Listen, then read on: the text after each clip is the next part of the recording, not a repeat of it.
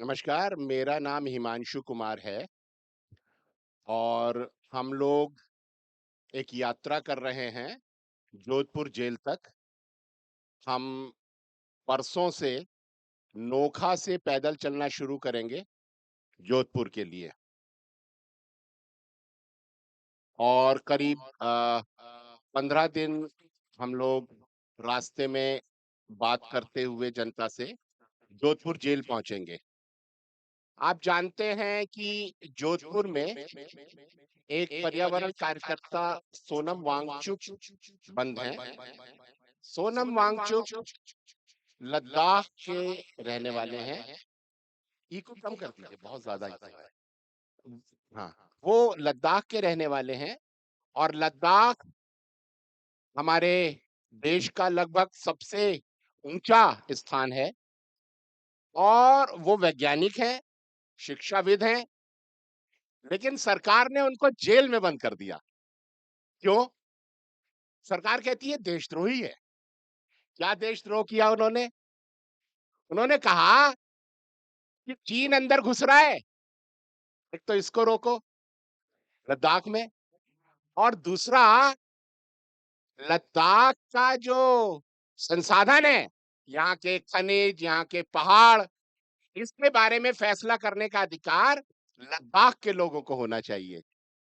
तो सरकार ने कहा ये देशद्रोही है। बचाने की बात कर रहा है, उसको देशद्रोही कह के जेल में डाल दिया गया। तो हमने कहा हम इसका विरोध करेंगे और हम उनकी रिहाई की मांग को लेकर यात्रा करेंगे। आज आप लोग यहाँ जो बैठे हुए हैं, खेजड़ी बचाने के आंदोलन में, ये सिर्फ आपके यहाँ की समस्या नहीं है, ये एक बहुत व्यापक समस्या है, बड़ी समस्या है। पूरे देश में ये हो रहा है। हम लोग अभी जयपुर से निकले, हम कोटपुतली गए। कोटपुतली में हमने ऐसे ही आंदोलनों में गए, वहां भी जनता बैठी हुई है। वहां अरावली को सरकार बेच रही है। बड़े बड़े माइनिंग माफिया पहाड़ खोद रहे हैं और वहां उन्होंने गुंडे रखे हुए। गांव में लड़कियां स्कूल नहीं जा सकती, गुंडे जीपों में चक्कर लगाते रहते हैं।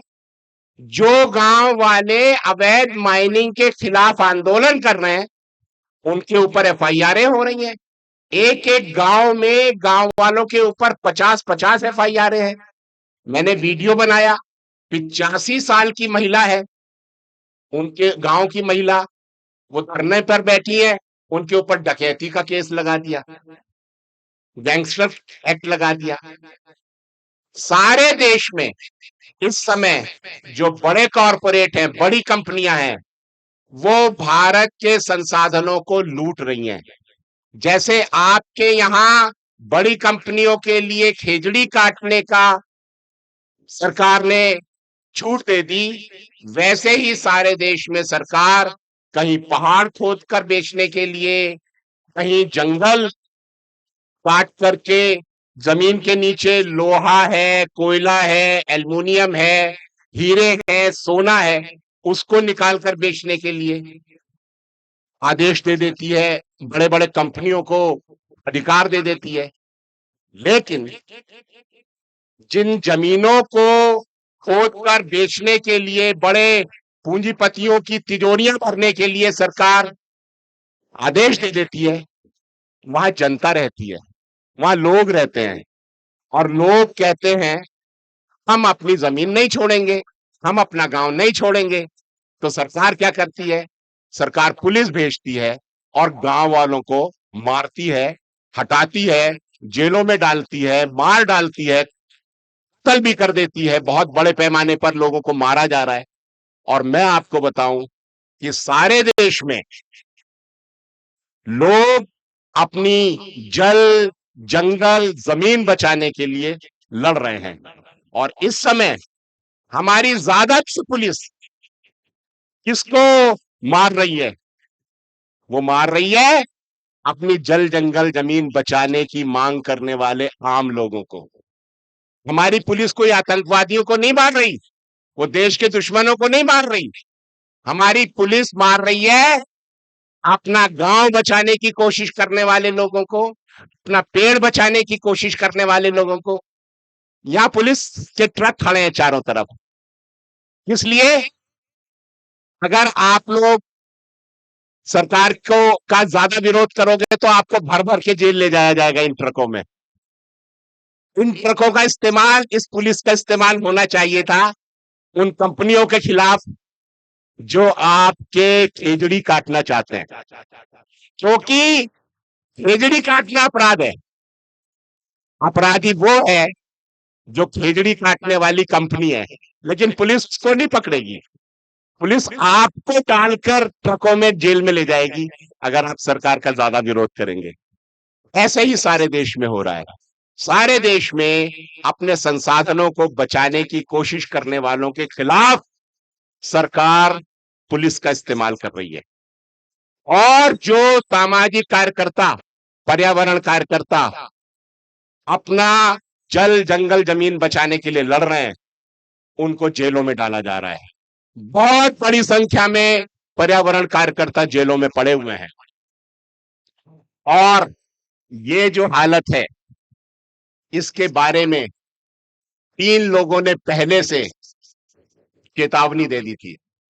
उन तीनों लोगों का नाम मैं आपको बताऊंगा। पहले थे जयपाल सिंह मुंडा।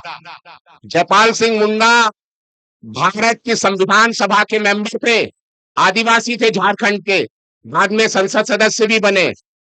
उन्होंने जवाहरलाल नेहरू से कहा था कि अगर आपने विकास की अमेरिकन परिभाषा को स्वीकार कर लिया तो एक दिन आपका युद्ध आदिवासियों के साथ होगा, लिख के रख लीजिए।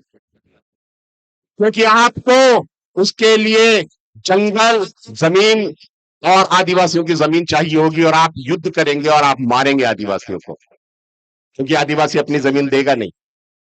उसके बाद भगत सिंह।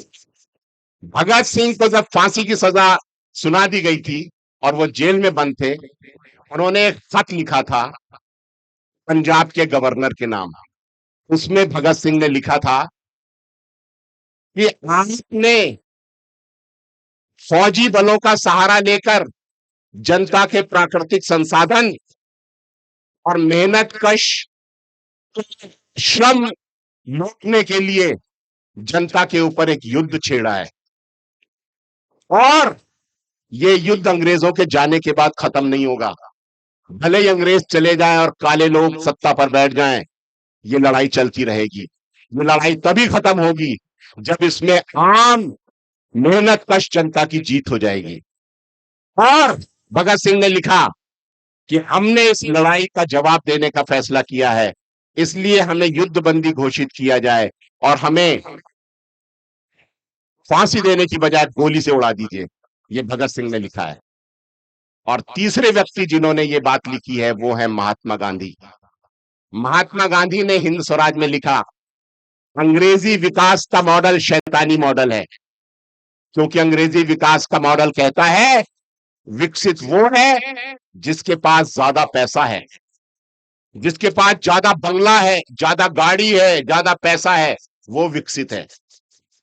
लेकिन गांधी ने कहा प्रकृति ने सबको बराबर दिया है, तुम्हारे पास ज्यादा तभी हो सकता है जब तुम दूसरे के हिस्से का छीन लो, और दूसरा देगा नहीं तो तुम छीनोगे। और इस अंग्रेजी विकास के मॉडल में सिर्फ ताकतवर का विकास होगा, कमजोर इसमें पीछे रह जाएगा, उसका विकास नहीं होगा। गांधी ने कहा अंग्रेज अपने इस शैतानी डेवलपमेंट मॉडल को लागू करने के लिए सारी दुनिया में, कि अंग्रेजी राज में कभी सूरज नहीं डूबता, लेकिन यह भी सच है कि अंग्रेजी राज में कभी खून नहीं सूखता।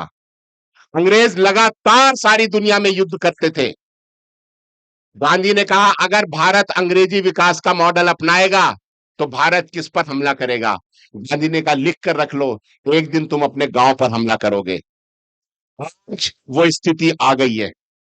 आप देखिए हमारी पुलिस किसके ऊपर लाठी चला रही है? क्या पूरी मजदूरी ना देने वाले फैक्ट्री छीनने वाली बड़ी कंपनियों के मालिकों के ऊपर? नहीं, पूरी मजदूरी मांगने वाले मजदूर के ऊपर लाठी चलाती है पुलिस।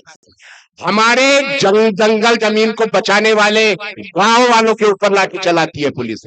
तो हमारी सरकार हमारी जनता के खिलाफ लड़ाई लड़ रही है। हमारी पुलिस, हमारी सरकार का काम होना चाहिए था भारत देश के पेड़ों को बचाना, यहाँ के जंगल को बचाना, यहाँ की जनता के अधिकारों को बचाना। लेकिन जनता लड़ती है जल जंगल जमीन बचाने के लिए और सरकार उस पर हमला करती है। लोकतंत्र पूरे के पूरा खतरे में है हमारी। और ये खाली खेजड़ी की बात नहीं है। आपको पता है दुनिया में 100 शहर घोषित हुए हैं जहां इंसान नहीं रह सकता जिंदा, उसमें से 75 भारत में है। दिल्ली नंबर 1 पर है। इतना प्रदूषण हो गया है। आने वाले वक्त में जिस तरह से बड़ी कंपनियों के लिए पेड़ काटे जा रहे हैं, पहाड़ों को खोदा जा रहा है, हमारे बच्चे पैदा तो होंगे, बड़े नहीं हो पाएंगे। प्रदूषण इतना बढ़ रहा है कि इंसान का जिंदा रहना खतरे में है। इस संकट अस्तित्व का है कि हम जिंदा रहेंगे या नहीं रहेंगे। इसलिए ये बहुत सीरियस मामला है। पूरे देश में लड़ाई चल रही है और पूरे देश में सरकारें अपनी जनता के विरुद्ध एक युद्ध लड़ रही हैं। उसको हमें एक्सपोज करने की जरूरत है और उसको लड़ने की जरूरत है। नहीं तो हमारे बच्चे पैदा तो होंगे पर बड़े नहीं हो पाएंगे। बहुत शुक्रिया। बहुत बहुत धन्यवाद। हमारे बीच एक छोटी सी गुड़िया है, शिवा सारण, 9